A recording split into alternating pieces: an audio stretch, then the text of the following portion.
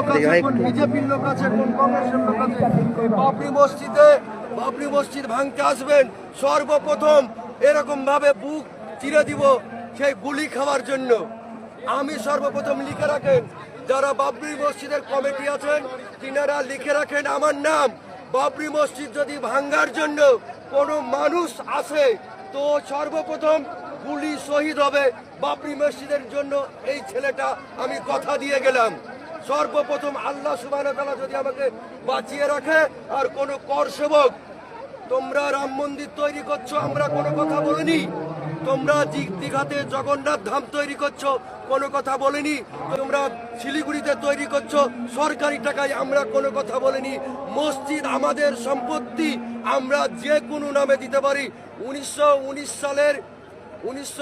সালে বাবরি মসজিদের supreme court রায় দিয়েছে যে 5 একর জায়গাতে বাবরি নামী মুসলমানেরা মসজিদ তৈরি করতে পারবে। সকলেই জানেন যে সুপ্রিম কোর্ট রায় দিয়েছিল, 3 ভাগে ভাগ করেছিল বাবরির জায়গাকে। যা ভাগ করার পর বলেছিল মুসলমানেরা 5 একর জায়গাতে অর্থাৎ 15 বিঘা জমির ওপরে বাবরি মসজিদ তৈরি করতে পারবে। এটা সুপ্রিম কোর্টের রায়।